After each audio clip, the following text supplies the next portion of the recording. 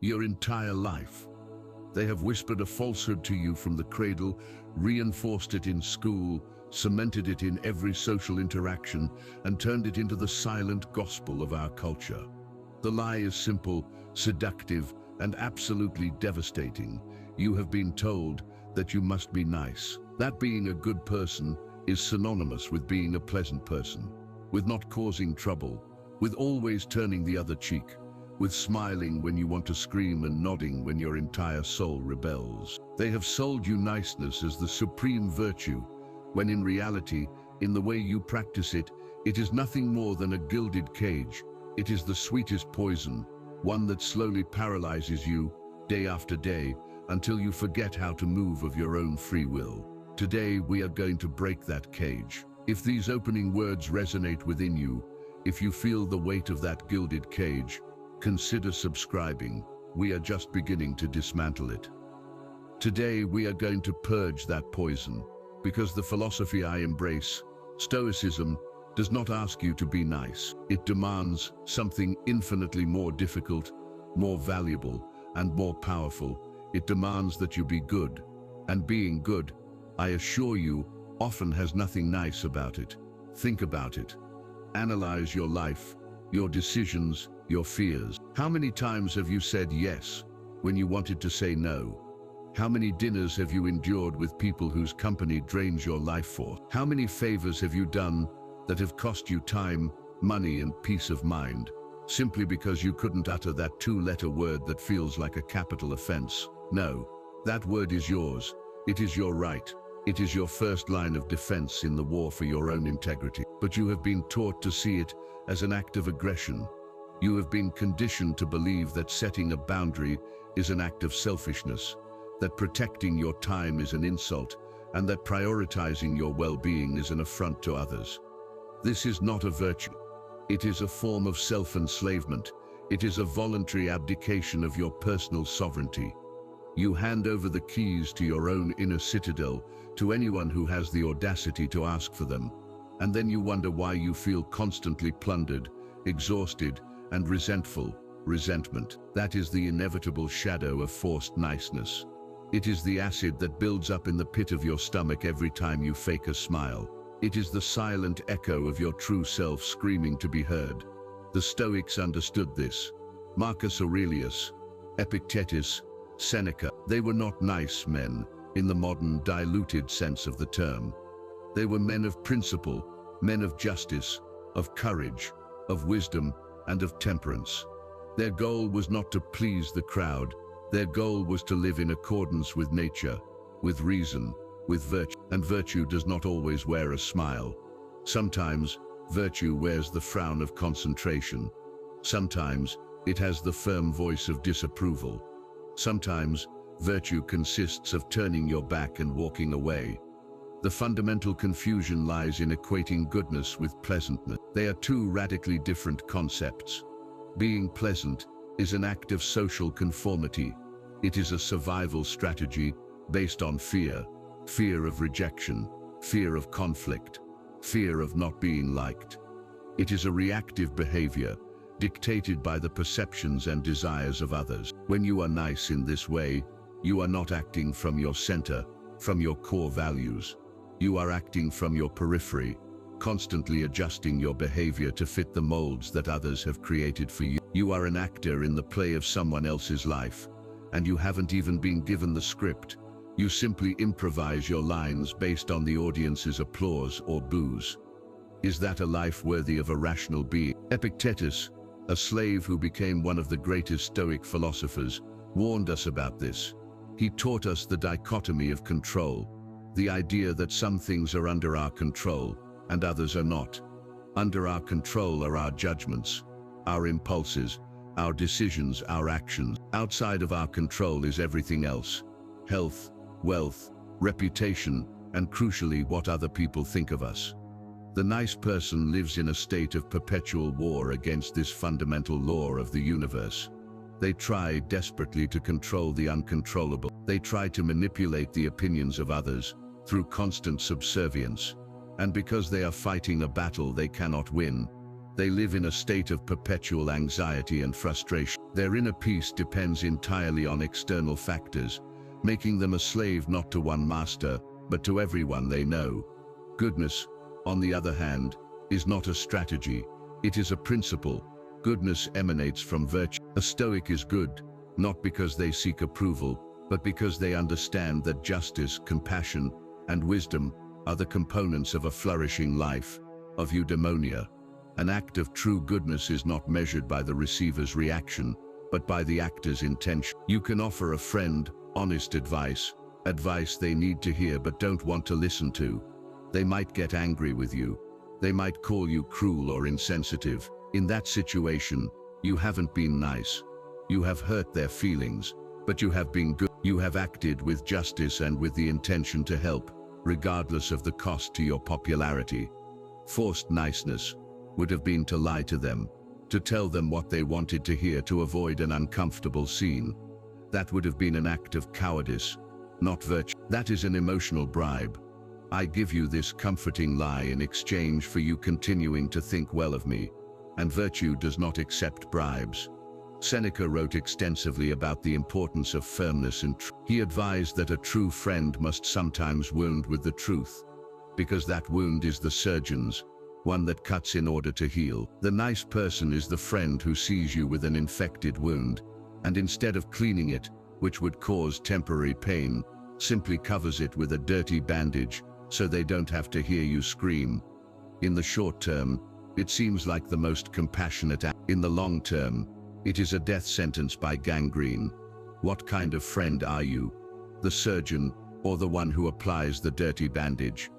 This plague of obligatory niceness has weakened us as individuals, and as a society. It has created generations of people incapable of facing conflict constructively. We avoid difficult conversations, uncomfortable truths, necessary confrontations. We allow injustice to flourish on small and large scales, because facing it would be uncomfortable. We let our colleagues take credit for our work, because claiming it would create a bad atmosphere. We tolerate toxic behaviors from friends or family, because pointing them out would be dramatic. Every time you do this, you not only betray yourself, you betray the truth. You become a silent accomplice to falsehood. Marcus Aurelius, the emperor-philosopher, reminded himself every morning that he would meet meddling, ungrateful, arrogant, dishonest and envious people. He did not tell himself, I must be nice to them so that they will change. He reminded himself that these people act out of ignorance of what is good and evil, and that he should not allow their behavior to corrupt his own character. His duty was not to please them, but to act with virtue, regardless of their behavior. His duty was to be just, even if they hated him for it. To be brave, even if they mocked him. To be wise, even if they called him a fool. His loyalty was not to the opinions of others, but to the principles of reason and virtue that resided within him. So, what is the first step to breaking free? It is a radical change in perspective. You must stop measuring your actions by the thermometer of others' approval, and start measuring them with the yardstick of your own principles. Before doing something, the question should not be, what will others think? The question must be, is this just? Is this wise? Is this brave? Is this right? At first, this change will be terrifying. Your nervous system, accustomed to seeking external validation, will panic. Saying no to an unreasonable request will feel like an act of aggression. Expressing a dissenting opinion will feel like a declaration of war. You will feel selfish. You will feel cruel. You will feel the sting of the fear of rejection in an incredibly intense way. This is normal. It is the withdrawal symptom from the world's most addictive drug, the approval of others. But you must persevere. You must endure that discomfort. The Stoics would call it a form of ascetic training. Every no you utter with a pounding heart is an exercise that strengthens your soul. Every boundary you set, despite the fear, is another brick in the wall of your inner citadel. Imagine a friend who is constantly late, without apology, wasting your time. The nice response is to say nothing, to smile and say don't worry, while inside rage and resentment consume you.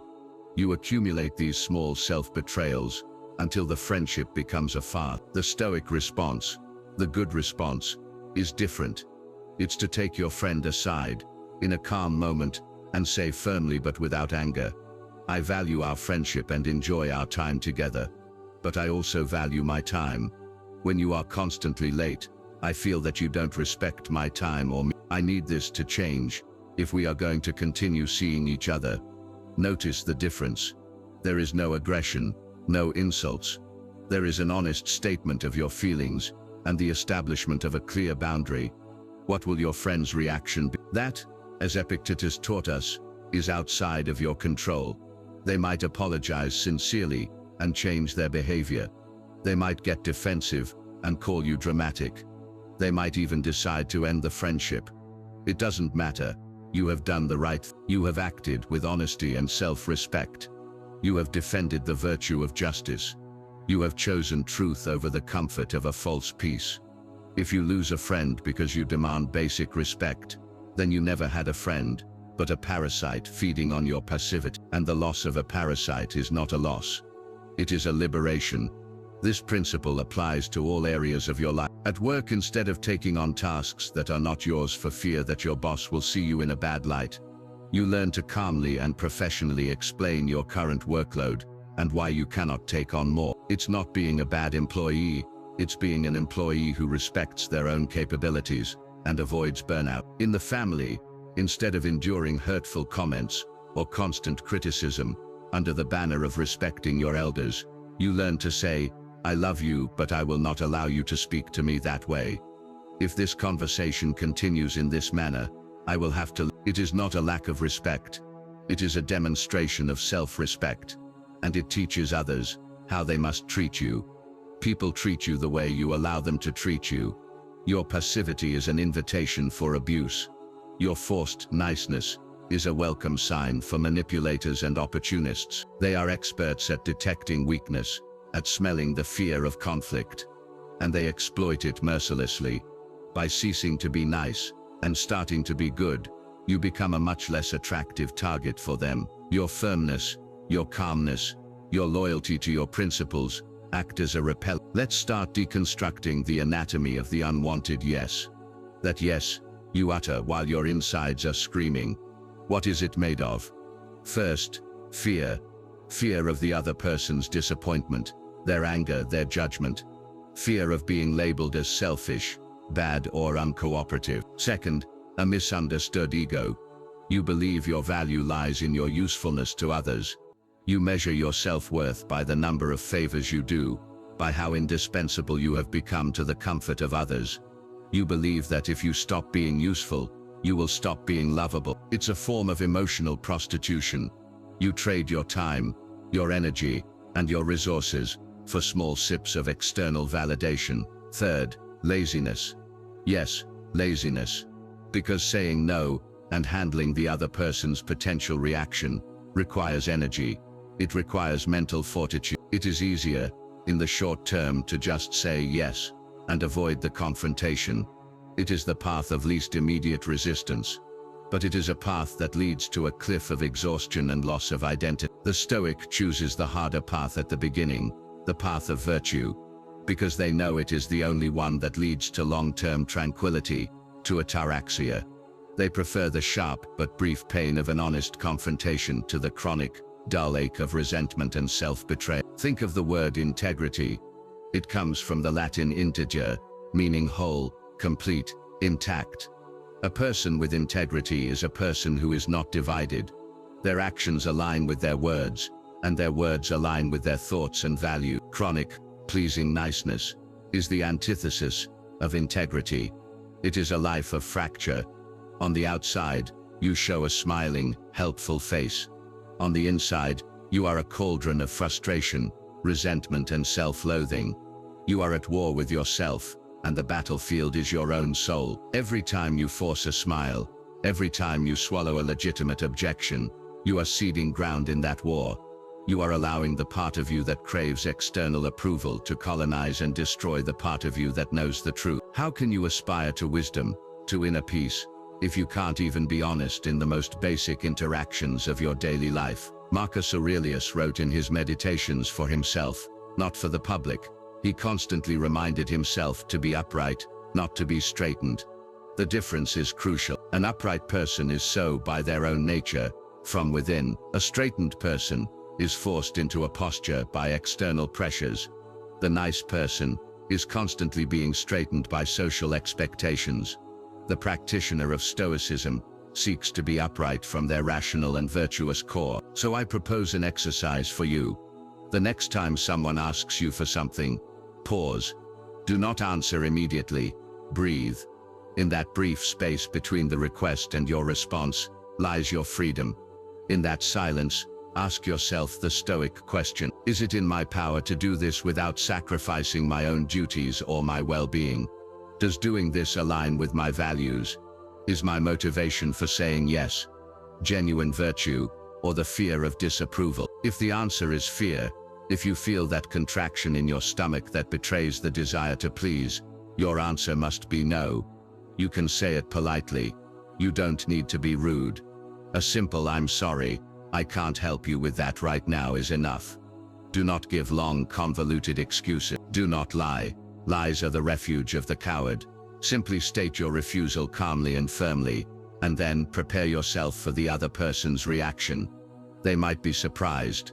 They might try to make you feel guilty. They might get angry. Observe these reactions as a scientist would observe a natural phenomenon. They are someone else's emotions. They are not yours. They are not under your control. Do not let them penetrate the walls of your citadel. Their reaction is their problem, not yours. Your responsibility was to act with integrity, and you have done so. Every time you pass this test, you will feel stronger. The voice of fear will grow weaker, and the voice of your principles will become clearer and more resonant. You will be replacing the rotten foundations of forced niceness with the solid rock of Stoic virtue. This is not a call to selfishness or cruelty. It is the very opposite. A person who is constantly exhausted, resentful, and disconnected from themselves has nothing of value to offer others. Their help is poisoned by obligation. Their gifts come with the invisible strings of expectation. Only when you are full, when your own cup of self-respect and energy is overflowing, can you give to others in a truly generous and clean way. A Stoic helps their community, not because they need to be seen as a hero, but because they understand that we are social beings, and that justice and cooperation are virtues. But they do not set themselves on fire to keep others warm. They understand that their first duty is to their own character, to keeping their soul in a state of health and strength. Because a sick soul can do no true good in the world. To stop being nice does not mean becoming an antisocial hermit. It means becoming an authentic person. It means that when you say yes, people will know it is a yes that comes from the heart, a real commitment. And when you say no, they will know it is a no that comes from a place of principle. Your word will gain. Your presence will have a solidity that people will respect, even if they don't always like it. You will stop being doormat and you will become a pillar, and the world, I assure you, has enough doormats. What it desperately needs are more pillars. Let's analyze the emotional manipulation that underlies the social demand for niceness. Phrases like "don't be like that," "I'm just asking for a small favor," "I thought you were my friend," are not requests, they are weapons. They are attempts to use your own conditioning against you. They appeal to your fear of rejection and your desire to maintain a self-image as a good person. The manipulator knows that most people prefer a small dose of self-betrayal to an open confrontation. It's a game they have perfected, and you have been an unwilling player for years. Stoicism gives you the power to leave the game board. When someone tries to use guilt against you, you can recognize it for what it is, an external opinion, an attempt to influence your emotions. You don't have to accept it. You can see it, analyze it with reason, and discard it. You can respond, "I understand that you feel disappointed, but my decision stands." You are not invalidating their feelings. You are simply affirming that their feelings do not dictate your actions. This is a form of immense personal power. It is the freedom that Epictetus, despite his physical chains, understood better than his own master. His body could be enslaved, but his mind, his ability to choose, to judge, and to act with virtue, was absolutely free. You, who likely wear no physical chains, have allowed your mind to be chained by the expectations of others. It is time to reclaim that freedom. The path of the Stoic is not easy. It demands constant vigilance over your own thoughts and judgments. It demands the courage to confront not only others, but yourself, your own ingrained weaknesses and fears. But the reward is the only one that truly matters: tranquility, inner freedom, and the certainty that you are living a life of purpose and integrity. Not a life dedicated to collecting likes from people, but a life that you yourself, in your most honest moments of introspection, can respect. So I ask you, are you ready to stop being nice? Are you ready to start being free? Are you ready for the difficult, uncomfortable, and glorious task of being simply and powerfully good? The choice, as always, is under your control, and only under your control. Do not allow the lie you've been told your whole life to continue dictating your future. The first step is the hardest, but every step you take on the firm rock of your principles will lead you away from the swamp of resentment and complacency. It is the journey back to yourself, and it is the only journey that truly matters. The world does not need more nice people, it needs more good people, and that goodness, forged in the fire of truth and self-discipline, is a force capable of changing not only your life, but the small corner of the universe you are meant to inhabit. It is your duty, it is your power, it is your path. Niceness, as commonly practiced, is a form of dishonesty. It is a white lie you tell yourself and others. When you accept an invitation you detest, you are lying. When you praise work you consider mediocre, you are lying. When you say "I'm fine" while drowning in anguish, you are lying. And each of these little white lies erodes your character. You get used to the dissonance between your inner world and your external actions. You become a stranger to yourself. Stoicism is a philosophy of radical truth. It demands that you live in harmony, not with the expectations of society, but with reality. And the first reality you must honor is your own inner truth.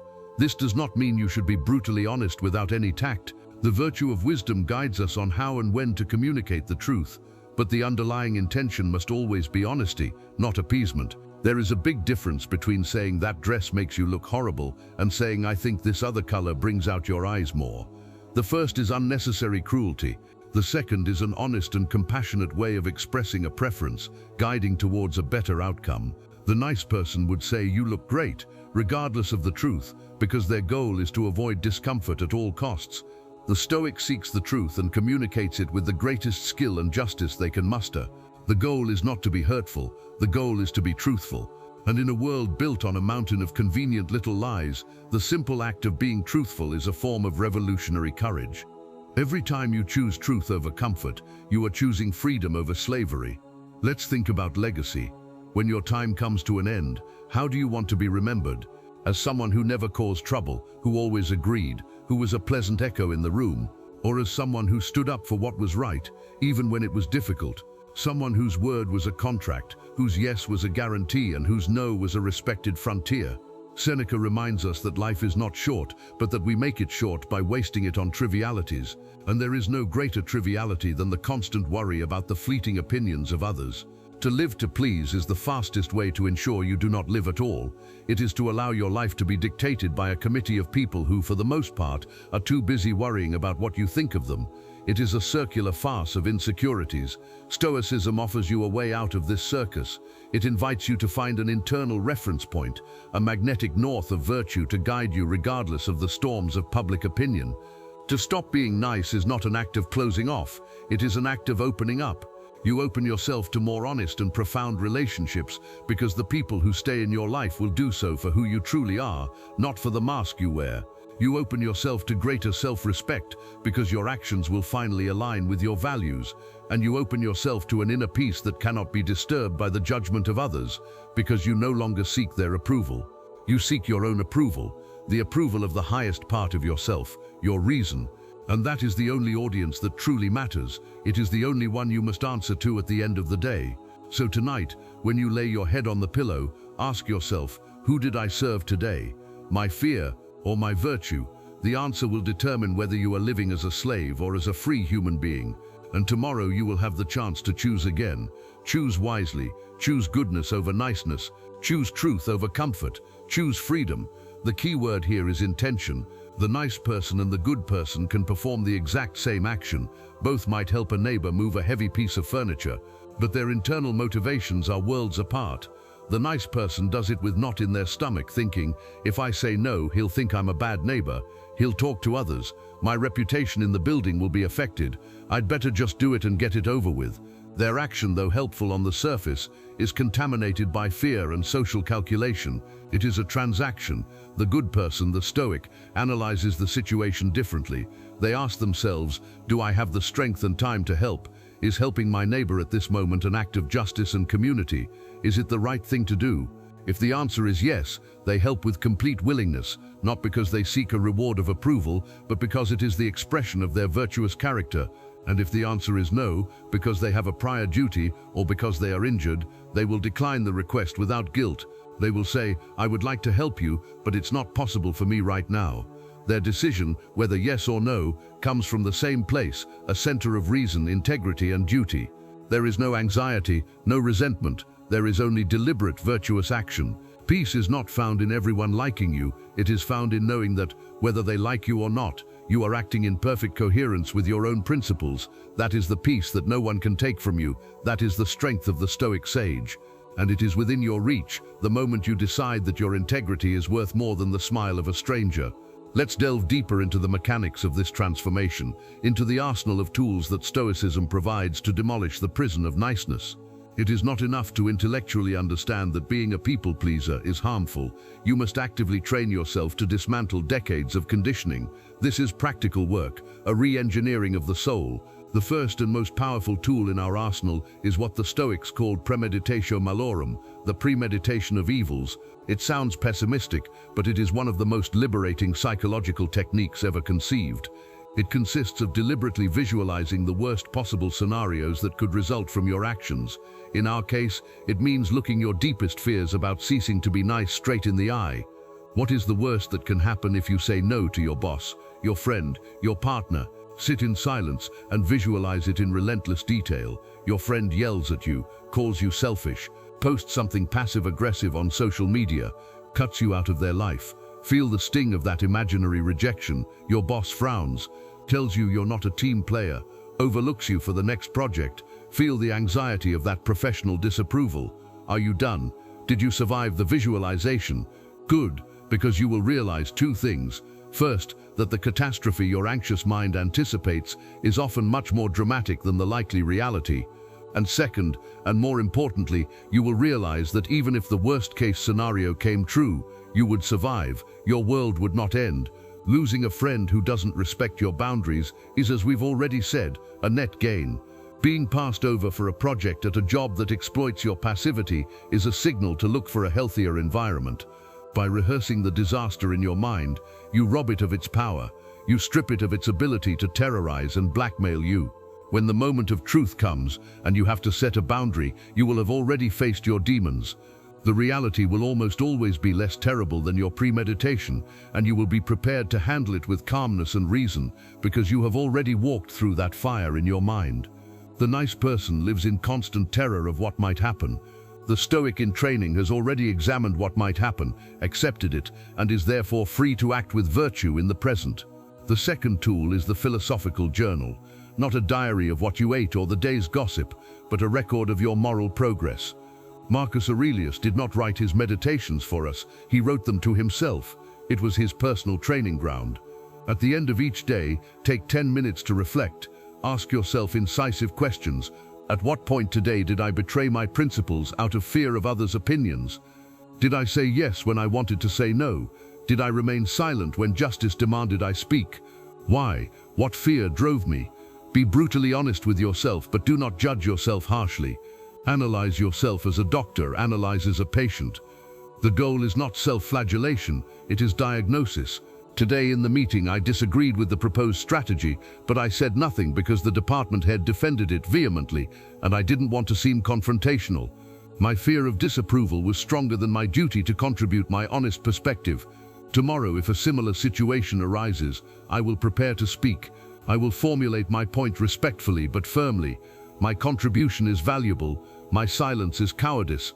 By writing it down, you transform a vague feeling of unease into a concrete problem and a strategy for improvement. You are bringing the weakness into the light and exposing it to reason.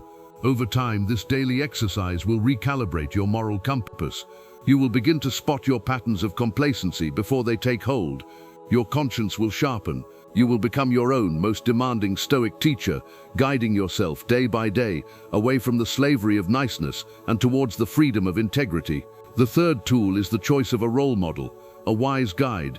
Seneca advised that we should choose someone of impeccable character, like Cato the Younger, and live as if that person were always watching us. Before you act, ask yourself, what would Epictetus do in this situation? How would Marcus Aurelius handle this conversation? Would Cato stoop to a white lie to avoid momentary discomfort? Cato, in particular, is a perfect antidote to the disease of niceness. He was a Roman politician famous for his incorruptibility and his inflexible adherence to his principles. He was not popular, he was not nice, he was often austere, direct, and absolutely immovable when it came to justice. His contemporaries respected him, and even his enemies feared his integrity, but few liked him in the superficial sense. He did not seek their affection, he sought to live in accordance with Stoic virtue, and that is why history remembers him as a moral giant, while the nice and complacent politicians of his time are forgotten footnotes. By having such a model in mind, you give yourself permission to access a strength that goes beyond your own habits. You connect with a tradition of courage and righteousness. When you feel the temptation to give in, to smile and nod, imagine the stern but just gaze of your role model. That image can give you the small push of strength you need to stand firm.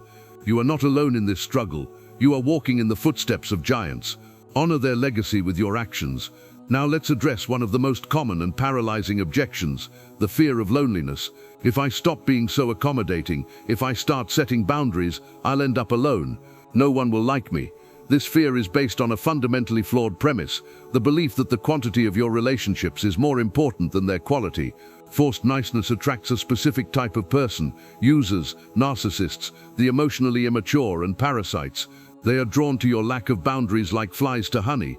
You provide them with a constant supply of validation, favors, and energy without demanding anything in return. Of course, you have a lot of people around you. You are a host who never locks his door and allows all strangers to eat his food.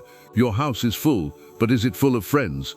No, it is full of freeloaders. The moment you start locking the door, the moment you ask your guests to contribute or to respect your rules, the vast majority will leave, and their departure will be loud and dramatic.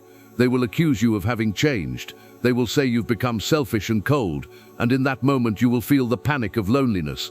But you must understand that what you are experiencing is not a loss. It is a purge. It is a cleansing. You are disinfecting your social life. The space these parasites leave behind is a sacred space. It is a vacuum that can now be filled by people of true value. People who are attracted to integrity, not submission. People who respect boundaries because they have them themselves. People who are capable of relationships based on mutual respect, not unilateral exploitation. At first, the silence may be deafening, but in that silence, for the first time, you will be able to hear yourself, and you will discover that the company of an integral, self-respecting person, yourself, is infinitely preferable to a stadium full of superficial admirers. True loneliness is not being alone. It is being surrounded by people who make you feel alone. To stop being nice is the first step to curing that loneliness. Another common objection is the accusation of selfishness. In a culture that glorifies self-sacrifice, especially in certain demographics, setting boundaries and prioritizing one's own well-being is wrongly equated with selfishness. Let's dismantle this fallacy. Selfishness, in its pejorative sense, means unjustly taking from others for one's own benefit, or putting one's own desires above the legitimate rights and needs of others. Stoic self-respect is something completely different. It is not about taking anything from anyone. It is about protecting what is rightfully yours, your time, your energy, your peace of mind, your integrity. These are your most precious resources. They are the raw material with which you build a virtuous life. Allowing others to plunder these resources at will is not an act of generosity. It is an act of mismanagement. It's like being the guardian of a treasure and leaving the gates open for anyone to help themselves. Stoicism teaches you to be a good guardian of your own soul. This allows you to act in the world from a place of fullness, not lack. The chronically nice and exhausted person gives out crumbs, poisoned with resentment. The Stoic person, who protects their resources when they choose to give, gives a whole loaf of bread baked with genuine intention and generosity. Hierocles, a Stoic philosopher, described our duties in concentric circles. The first circle is ourselves, our own mind and body. Then comes our immediate family, then our relatives, then our fellow citizens, and finally, all of humanity. Our duty is to draw these circles toward the center, caring for all of them. But the model makes it clear that the first and most fundamental duty is to our own center. If your core collapses, all the other circles disintegrate. Taking care of yourself, protecting your integrity, is not selfishness. It is the prerequisite for any lasting good you can do in the world. It is the foundation upon which all other social virtues are built. Let's talk about the professional sphere. The fear of not being a team player has neutered the initiative and honesty of countless professionals. Corporate culture often rewards conformity and superficial niceness over truth and innovation. The person who nods along, who accepts extra work without complaint, who doesn't question bad decisions to avoid making waves, is seen in the short term as an easy employee. But are they a good employee? Are they serving the company's mission? No, they are serving their own fear and the comfort of their superiors. The Stoic in the workplace is a different force. They are not afraid to ask the hard question in a meeting. They are not afraid to point out a flaw in a plan, even if it's the boss's plan. They do it with respect, with logic, and with data, not with emotion or ego. Their loyalty is not to personalities, but to truth and excellence. At first they may be seen as a troublemaker, but over time, intelligent people and true leaders will recognize their value. They will become the person you go to for an honest assessment. Their no will be respected, because everyone will know that their yes is an ironclad commitment. By refusing to participate in office politics and the culture of toxic niceness, they rise above it. They may not be invited to every gossip-filled lunch, but they will be called into the meetings where the real decisions are made. Stopping being nice at work won't make you lose opportunities. It will make you eligible for the right opportunities, those that require integrity, courage, and real leadership. It positions you for a marathon of respect, not a sprint of popularity. In the end, it all comes down to a fundamental choice about the source of your self-worth. As long as your self-worth depends on external validation, you will be a slave. You will always be dancing to someone else's tune, adjusting your behavior, your words, and even your beliefs to gain the approval of the tribe. Your identity will be a mosaic of other people's expectations, fragile and without a coherent center. Stoicism offers you the most radical alternative to anchor your self-worth in the one thing that is completely under your control and that no one can take from you, your own character. Your value does not lie in how many people like you, how many followers you have, or how popular you are at parties. Your value lies in your ability to act with virtue, with justice, with courage, with wisdom, right here and now. It lies in the quality of your intentions and the integrity of your actions. When you make this shift, something miraculous happens. The need to be nice fades away, because you no longer need to buy the approval of others. You have already given it to yourself, and from that place of wholeness and self-sufficiency, you can interact with the world with a new authenticity and power. You can be genuinely compassionate, not because you're afraid of not being so, but because justice dictates it. You can be generous, not as a transaction to win social points, but as an expression of your own inner abundance. You stop performing for an audience and start living according to your own conscience. This is the freedom the Stoics fought for. It is the difference between being an object adrift on the ocean of social opinion and being the captain of your own soul, navigating with the steady compass of your principles, no matter how hard the wind blows or how violent the waves. The final irony is that by abandoning the desperate effort to please everyone, you often earn a much deeper and more lasting form of respect. People are instinctively drawn to strength and coherence. They may not agree with you, they may be intimidated by your integrity, but deep down, they will respect you. They will respect that you are a person of one piece, not a puddle that takes the shape of whatever container it's poured into. You become a rock in a world of quicksand.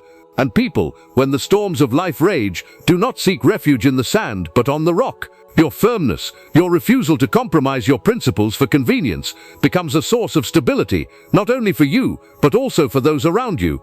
You become a better friend, a better parent, a better leader, not because you are nicer, but because you are more predictable, more reliable, more real. Your very presence becomes a silent challenge to the falsehood and mediocrity of others, inspiring those who have the courage to listen to, seek their own integrity. So the journey that begins with a no to others ends with a profound yes to humanity, a yes to a higher standard of interaction, a yes to relationships based on truth, and a yes to the possibility that we can all live as freer, braver, and more virtuous beings. This process of unlearning is long and requires patience. There will be days when you relapse into old habits. There will be moments when fear gets the better of you. Do not despair. As Seneca said, we do not expect to be perfect sages, but to make progress every day. Every time you choose integrity over complacency, no matter how small the victory, you are rewiring your brain and your soul. You are carving new neural grooves of courage and self-respect. Be compassionate with yourself in the process, but do not be indulgent. Demand the best from yourself, because you deserve to live a life that is not a constant apology for your own existence.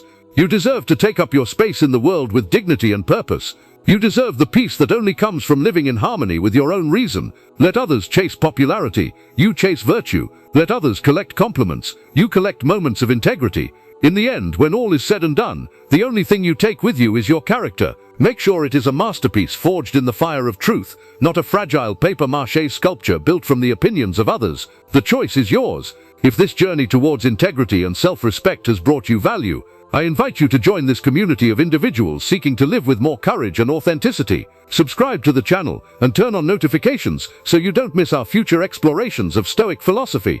Hit like if you feel ready to stop being nice and start being good. And most importantly, share your experience in the comments. What has been the most costly yes you've ever said in your life? Your story might be the inspiration someone else needs to start their own path to freedom.